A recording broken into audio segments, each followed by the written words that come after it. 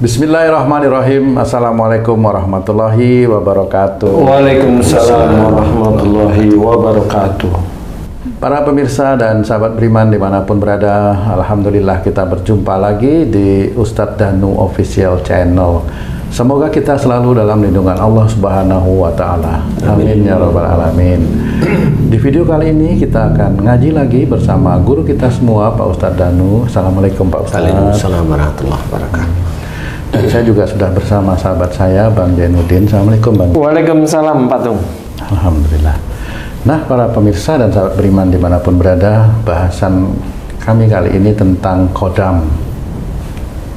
Kodam? Kodam? Kodam. Oh.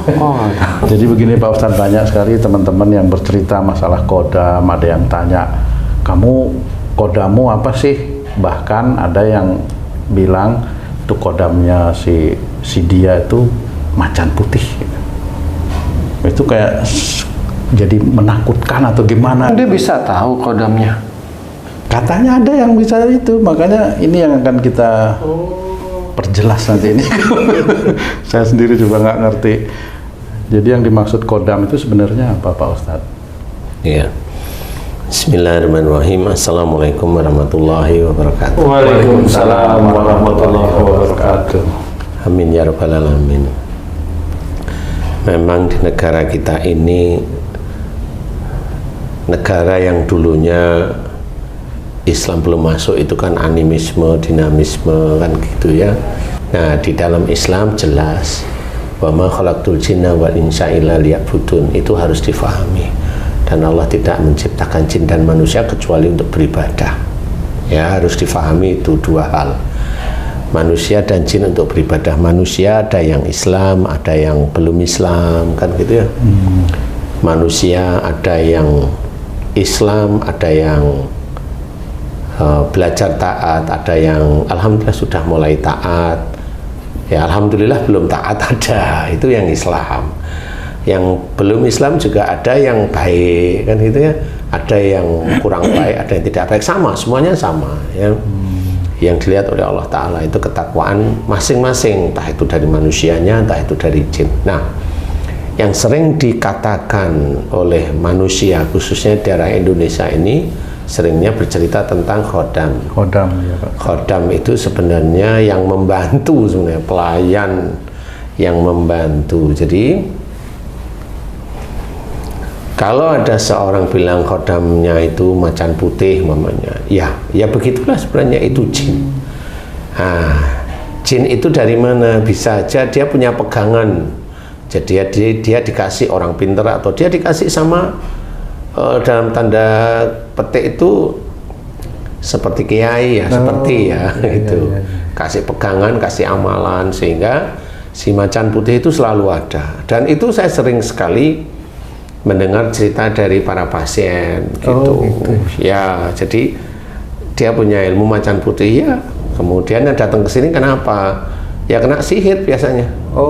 Nah, pertanyaannya adalah, lah, kodam itu gunanya untuk apa? Membantu apa? Melindungi. Lah, kok kamu masih kena sihir? Dan banyak kan seperti itu. Nah, yang nggak tahu lah, makanya nggak tahu, nggak usah dipercaya kan, seperti itu. Berarti kodam itu lebih dari satu dong kalau dia minta ke mana-mana. Iya, lebih dari satu bisa.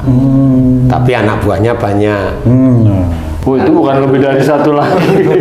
Banyak Kan berarti komandonya satu. Tapi kan anak buahnya banyak sebenarnya. Nah, kodam itu jin atau lebih kalau saya boleh bercerita lebih kasarnya, sebenarnya itu siluman, bukan jin. Jin kan bisa aja, jin itu wujudnya manusia. Tapi siluman inilah yang biasanya bermain-main dengan manusia, itu siluman. Berarti berbentuk selain manusia, binatang gitu. Ya, binatang.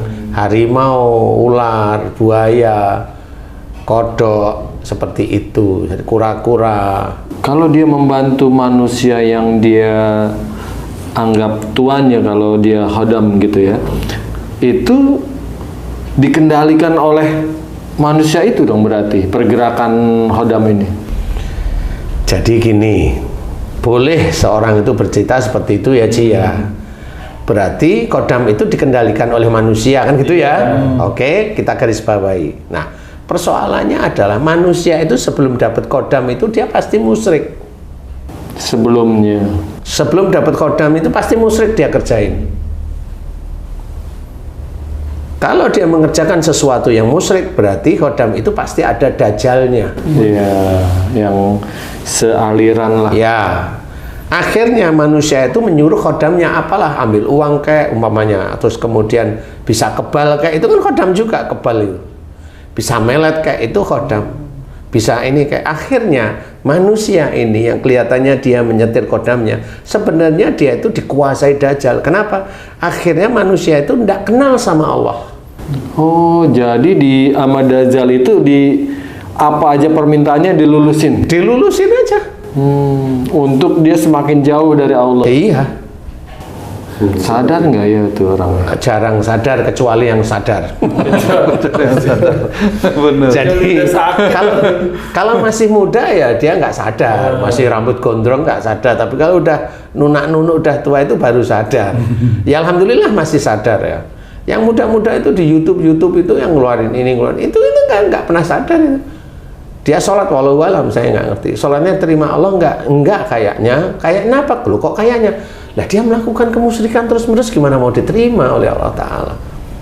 Nah inilah yang orang yang punya khodam ini nggak ngerti bahwa dia itu dikendalikan oleh Dajjal. Diluluskan istilahnya. Sehingga tidak tahu. Makanya yang sering pasien saya yang punya khodam harimau putih, harimau loreng, harimau hitam, pura-pura harimau, kan gitu ya. Itu tetap aja dia kena sihir. Kemudian yang ngobatin pakai air putih, pakai amalan, pakai mantra. Kenapa nggak sembuh? Nah, karena dia itu yang ngobatin juga pakai khodam juga. Oh, khodamnya nggak bisa menangkal sihir gitu ya jadinya Pak Ustadz ya? Kan memang belum ada aturannya. Mana ada kodam bisa menangkal sihir, kan nggak ada aturannya. Ada lagi kodam dari leluhur itu apa itu? Nah ya Gimana itu kan ilmu. Nah ilmu. kalau kodam dari leluhur itu mamanya dulu leluhur kamu itu nyembahnya jin, dewa, pohon atau apa mamanya kan gitu. Pohon disembah-sembah atau yang penunggu pohon. Bisa aja ya, nah itu bisa masuk ke kamu. Oh, nah masuk itu karena walaupun tidak diminta gitu bisa itu Ya kodam? bisa aja. Iya. Bisa aja, karena memang orang zaman dulu kan nggak ngerti kalau ilmu itu bisa menurun tanpa dia berikan. Kan gitu. Ilmu itu kan bukan seperti rumah atau tanah warisan. Kalau seseorang Ustadz sadar dan menyadari kalau khodam sejenisnya itu udah nggak bermanfaat lagi di dirinya ya gitu. Biasanya kejadian apa terhadap orang ini yang membuat dia ini ingin melepaskan itu semua, Ustaz? Ya biasanya dihalang-halangi aja. Maksudnya gimana? Dia dihalang-halangi kalau momennya dia ngerti momennya. Oh, saya memang punya ilmu karena sejak dulu saya tuh selalu ada orang tua yang ada di sebelah kiriku atau kananku atau belakangku. Orang tua pakai baju kayak baju Jawa atau pakai baju sorban dan gamis mamanya. Nah dia kalau udah tahu gitu, ini kali namanya khodam. Nah saya mau ke tempat Ustadz Danu mamanya. Wah itu dihalang-halangin terus. Oh gitu. Dihalang-halangi terus pada waktu mamanya dia itu melihat acara di YouTube saya pasti enggak, jangan lihat itu, jangan lihat itu, seperti itu. Nah, orang yang mempunyai itu kan istilahnya bangga gitu loh, merasa ada yang melindungi selain manusia gitu kan, yang nggak kasat mata. Kenapa dia sampai bisa mau melepaskan itu semua? Karena tauhidnya kepada Allah Ta'ala. Keimanannya bertambah. Keimanannya bertambah sehingga dia tahu nggak ada yang bisa menolong, nggak ada yang bisa membantu kecuali Allah. Nah itulah yang akhirnya Dajjalnya nggak mau. Siapa orang yang dia melakukan tauhid tinggi, pasti Dajjal itu akan mengajak orang yang dipengaruhi ini untuk tidak ke orang itu. Gimana caranya? Pokoknya tidak ke orang itu. Mau mencret kayak, mau sesek kayak, mau badannya ini. Pokoknya dia bikin orang itu nggak ketemu sama saya mamanya. seperti itu. Karena kalau ketemu selesai, insya Allah seperti itu. Makanya kalau ada orang yang merasa seneng, merasa perkasa kalau ada khodam di tubuhnya atau di sebelahnya, nah itu orang itu musyrik sebenarnya. Siapapun orangnya itu musyrik sudah. Apakah kodam itu bisa menyakiti orang yang dianggap punya kodam itu, Pak? Saya pernah, pasien-pasien saya itu seperti itu. Jadi pada saat dia udah ngerti, sadar, dia mau ketemu sama saya, dia halang-halangi apa saja. Yang nyata itu sampai dia punya kendaraan, kuncinya itu nggak ketemu-ketemu, berhari-hari itu nggak ketemu-ketemu. Ketemu sakit begitu aja, nonton, akhirnya bingung, dia nonton lagi, ada yang ngomong jangan ke situ, jangan ke situ gitu, jangan ke situ, jangan ke orang itu, jangan, pokoknya apa aja itu diucapkan oleh si Dajjal itu agar tidak boleh ketemu dengan saya. Nah, orang itu insya Allah imannya mulai ditambahkan oleh Allah Ta'ala, jadi faham dia.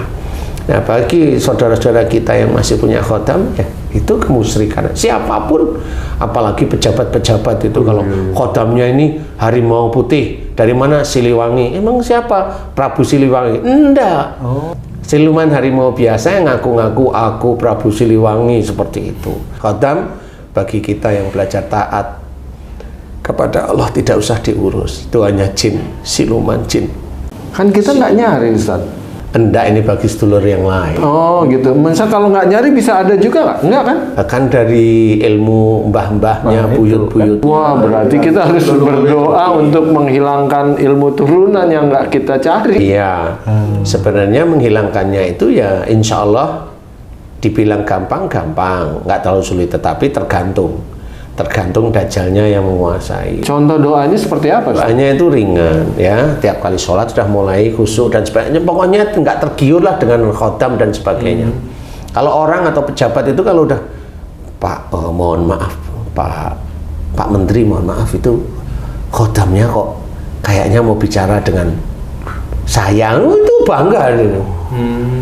Pak Direktur, mohon maaf, itu khodamnya kok kayaknya melindungi Pak Direktur, bangga malah. Iya, betul. Nah, itu kan ciri orang yang lindungi bukan Allah itu. Apa namanya? Itulah syirik namanya. Dan itu banyak terjadi di saudara-saudara kita Islam, khususnya di Indonesia ya, itu banyak sekali terjadi seperti itu. Nah, doanya gimana? Doa aja habis sholat, kemudian doa pada Allah. Doanya ringan. Ya Allah, jika di dalam tubuhku banyak ilmu-ilmu musyrik, harus benar serius hatinya, banyak ilmu-ilmu musyrik dari orang tua sebelum diriku, aku tidak ikhlas, aku tidak ridho, aku mohon keluarkan seluruh ilmu-ilmu musyrik dari orang tua sebelumku yang ada di dalam tubuhku, yang ada di sekitarku. Aku mohon kepadamu ya Allah, keluarkan, aku tidak ikhlas, aku tidak ridho, keluarkan ya Allah dari tubuhku. Amin amin ya rabbal alamin. Puji Allah, subhanallah walhamdulillah wala ilaha illallah wallahu akbar, sampai selesai minimum 3 kali. Lakukan itu terus menerus. Kalau memang di situ ada getaran kencang, kemudian ada rasa keluar, nah itu keluar, tapi itu keluar pertama. Kan banyak nanti doa itu diulang, keluar lagi, lama-lama keluarnya halus, nah itu lakukan aja terus, insya Allah hilang. Doa seperti itu. Doa kepada siapa? Kepada Allah. Nggak kemana-mana kita doanya, kepada Allah aja. Jadi nggak perlu aneh-aneh, nggak perlu kemudian pakai kelor diginiin, nggak perlu mamanya pakai bidara di, nggak perlu. Doa aja kepada Allah Ta'ala. Emang pakai dan kelor bisa hilang? Nggak ngerti juga saya. Kan ini kan budaya, ceritanya kan seperti banyak itu. gitu. Kalau bisa itu jangan pakai daun, pakai ludah naga. Jadi doanya seperti itu. Jadi mohon kepada Allah Ta'ala selesai sholat, mohonlah yang baik, yang benar. Saya tidak ikhlas, saya tidak ridho ya Allah jika ada ilmu musyrik dari orang tua sebelumku, ada dalam tubuhku, ada dalam sekitarku. Dia mencoba menipuku dengan mencoba melindungiku. Tidak ada yang bisa melindungi aku adalah Engkau ya Allah, karena imanku. Aku tidak ikhlas, tidak ridho. Keluarkan mereka, kembalikan mereka pada tempatnya. Amin ya rabbal alamin. Puji Allah. Udah. Puji Allah itu kan menyerahkan. Insya Allah begitu aja menghilangkannya. Tapi kalau mencari sendiri ya mohon ampun. Ya Allah, saya dulu pernah punya ilmu kebal. Ya Allah, saya pernah punya ilmu pelet yang saya taruh di sini, di sini, di sini, sini. Ya Allah, jika itu syirik, aku mohon ampun atas syirik yang aku lakukan. Apalagi dia sendiri dukun, apalagi dia itu bisa ngobatin yang memang caranya seperti itu. Itu syirik sebenarnya. Dia yakini ilmunya yang menyembuhkan. Kan gitu. Nggak ada Allahnya sama sekali. Ya seperti itulah yang harus kita ketahui, Pak. Mohon ampun untuk dirinya sendiri. Ya Allah, ampuni dosa syirikku, ampuni dosa musyrikku. Ya Allah, ampuni. Ya Allah, aku tobat, aku tidak melakukan lagi. Istighfar 3 kali, kemudian puji Allah. Ulangi lagi doa itu. Kalau besoknya itu langsung badannya meriang, sakit semuanya, tubuh panas, dingin, pingsan, masuk rumah sakit, itu resiko aja. Insya Allah enggak apa-apa. Meninggal enggak Ustadz? Selama Allah belum mengizinkan ya enggak. Kan ringan saya ngomong. Lah kalau ngizinin ya bablas lah namanya Allah ngizinin. Kan persoalannya itu kan kita nggak tahu Allah ngizinin apa enggak, itu kan nggak tahu gitu. Tapi kalau memang nyabutnya ilmu, apalagi masih ya umurnya insya Allah masih kuat, ya insya Allah ini doa saya enggak lah insya Allah. Yang jelas tobat. Karena satu hal yang harus kita ketahui adalah jika seseorang itu nyawa sudah dalam tenggorokan, dia itu bertobat kepada Allah Ta'ala atas syirik yang dilakukan, Allah tidak menerima taubatnya. Dan orang ini pasti masuk neraka. Kalau urusan syirik, musyrik, kekal di dalamnya. Nah, na'udzubillah min zalik. Jadi kita harus pahami, ayo kembali ke realnya Allah, ke jalan Allah, syariat Islam. Tauhid dikuatkan, Allahnya kuat. Yang melindungi kita hanya Allah. Tapi kalau yang melindungi kita, Allah tahu di sini bilang Allah, tapi tahu juga yang melindungi adalah ilmunya. Nah, itu tetap aja dia syirik dia sebenarnya. Tidak boleh Allah itu diduakan. Menduakan. Iya kan gitu. Harus belajar seperti itu difahami. Karena merasa ada manfaatnya kali ya. Iya, orang itu merasa ada manfaatnya. Padahal nggak ada manfaatnya sama sekali. Dia hanya merasa dilindungi aja oleh siluman-silumin itu sebenarnya. Kalau saya mau ketawa ketiwi aja loh. Ini orang dia dihidupkan, dia ada dalam kandungan, dilahirkan, diberi banyak nikmat, diberi karunia oleh Allah Ta'ala, tetap aja dia ngelakuin syirik, musyrik dan sebagainya. Nah, disinilah kita mencoba untuk memahami. Tidak perlu kita itu bangga dengan khotam, mohon ampun kepada Allah Ta'ala. Jika masih ada sedulur-sedulur atau teman-teman yang Islam itu masih senang main-main, itu silakan aja. Silakan aja. Umur itu tidak akan orang tahu. Kalau dia nanti sudah meninggal dalam kondisi masih main-main seperti itu, dia akan tahu sendiri akibatnya. Jadi cukup bahwa kajian-kajian itu yang lurus-lurus saja, nggak usah yang aneh-aneh. Jangan percaya dengan khotam karena itu jin. Dan itu siluman, tingkat bawah lah siluman itu. Siluman ular itu ya siluman. Siluman harimau, siluman laba-laba, siluman kalajengking, siluman celeng babi.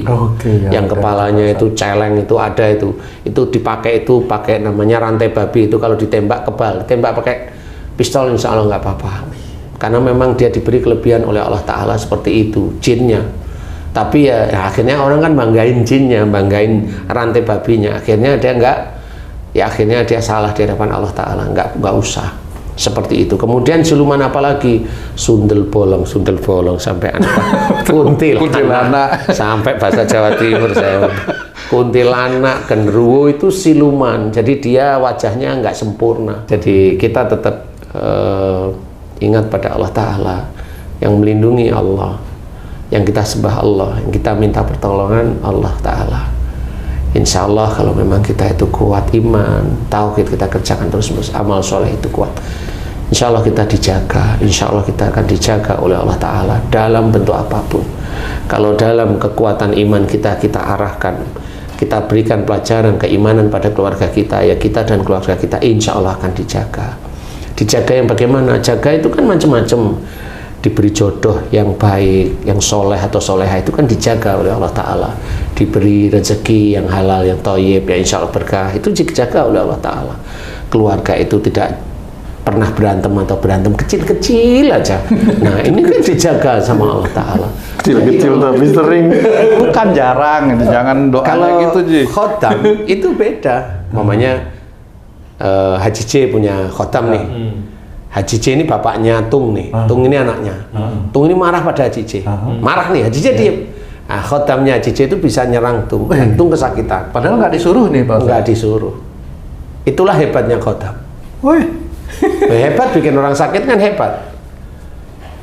Karena apa? Sering saya nangani pasien seperti itu. Ya anak bapak, ibu, ya begitu-begitu saya senyum-senyum aja. Ya akhirnya cuma Pak doa pada Allah Ta'ala, ambil ilmunya, sembuh anaknya.